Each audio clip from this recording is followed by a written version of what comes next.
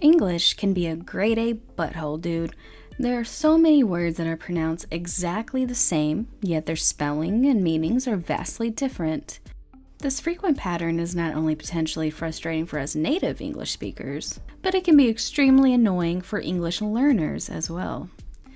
So you're learning English, having a dandy time, and just when you think you are starting to get the hang of things, you encounter these two words, your and your. Then the world starts to crumble around you. Surely this is just a nightmare. Well, I am sorry to say this is not some terrible dream that you will soon wake from, nor do your eyes or ears deceive you. These two words are your new reality, so hang on to your butts. First of all, you are not crazy nor dumb for mixing up your and your. After all, they are related to each other. You will notice that the word you appears in both words, so you would probably deduce that the second person pronoun you is the common denominator between the two, and you would be absolutely correct. Yay! We use the pronoun you when we want to directly address one or more people. There is also an understood you when we give commands, requests, or suggestions. For example, you may say something like this to your dog, cat, etc. Stop being so cute. But of course, they never stop attacking you with their cuteness. So you have you, the pronoun. Simple enough, right? Now let's say the verb are accompanies you, the pronoun. For example, you are such a beautiful creature. Oh golly gee, what a nice thing to say. Of course, we could leave every word of this statement as is, breaking no grammatical laws in the process. Easy frickin' peasy. But we are all busy, are we not? So we sometimes need to cut some corners. How does one do this? Combine you and are to form the lovely contraction your. See, just as people evolve over a long period of time, so too do the languages they speak. And through the years, people figure out ways to shorten or condense words without losing their meaning, and your is an example of such. But what about your? It's you with an R added at the end. What does it all mean? Your is a second person possessive adjective, but what does that actually mean? First of all, an adjective modifies or describes a corresponding noun. So a possessive adjective is a word that tells to what or whom something belongs. Whose pen? Your pen. Whose cat? Your cat. Whose idea? Your idea. As you can see, both the contraction your and the possessive adjective your are spelled differently. So why all the confusion? Most likely, it's due to the fact that both words are pronounced exactly the same. Because of this, people tend to run into problems when writing the correct word.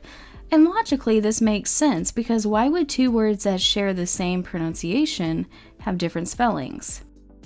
Unfortunately, language isn't always logical, which is why learning any language, native or otherwise, can be such a taxing process. To recap, your and yours sound the same, but they have different grammatical functions and meanings. Your is the shortened form of you and are. By using your, one says the pronoun you and the corresponding verb are in one fell swoop, saving precious seconds. It's a little silly when you think about it, but it is what it is. Your is the second person possessive adjective used to show that something belongs to the person or persons you are directly addressing or talking to. With the scene set, let the war begin. Battle number 1. The following sentence is grammatically correct. True or false? Can I borrow your car? Mine is out of gas. True. This sentence uses the correct form of your. Your is describing whom the car belongs to. Whose car? Your car. Battle number 2. Listen to the following sentence. You're my best friend. Which form of your do you need in this example? Your, Y-O-U''re. Remember, your is a contraction of you and are. We could say, you are my best friend. Either way works. Battle number 3. Which word should not fill in the blank?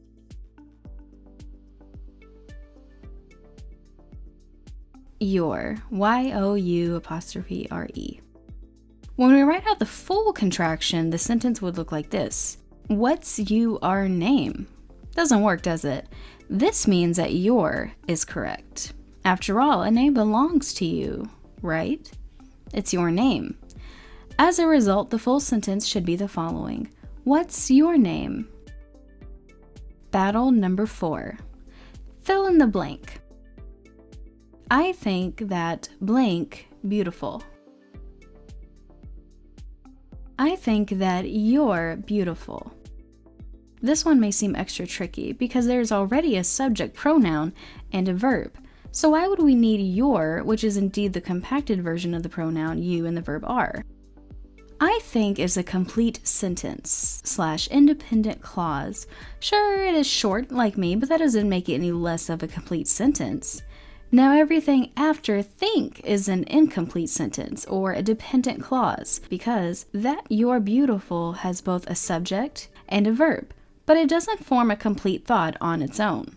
Please note the subordinating conjunction that can be omitted entirely because it is already understood or implied. However, you're beautiful is still a dependent clause nevertheless. Another way to view this sentence is to look at the independent clause I think as the main clause of the sentence. This is because the main subject of the entire sentence is I, and the main verb is think. The whole sentence revolves around what I think, and what I think is the following dependent clause / subordinate clause, that you're beautiful. The point of this story is that your is indeed a subject and verb, but it is not necessarily the main subject and verb. Fifth and final battle. Fill in all the blanks. The answer is as follows. You're raising your child by yourself. This example is an absolute doozy. Let's break down the answer one blank at a time. Raising is something you do, and a verb is what you do. Through the power of deduction, you should conclude that we have a verb and no subject. Yes, indeed. So your would be the correct word for the first blank, but then I hear you cry, well, now hold on a minute. There's already a verb in your, so what the heck? I hear you loud and clear, my little dandelion. Remember when I said earlier that the you component of your is not necessarily the main subject of the sentence, nor is the are component necessarily the main verb? Well, I guess you can see where I'm going with this. You're raising. In this example, the verb are is playing the part of the helping verb.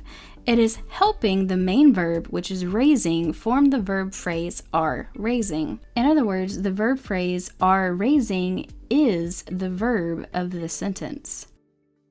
You is the main subject. So yes, your is the correct answer for the first blank. And now to the second blank. You are raising your child by yourself. Are you raising Mike's child? Nope. Are you raising Sandra's child? Heck no. Are you raising Bob's child? Heck to the no. You are raising the child that you have claimed as yours. Whose child are you raising? You are raising your child. If you found this lesson on your versus your helpful, please subscribe for more fun educational content delivered by yours truly. And as always, thank you so much for watching. Okay, class is dismissed.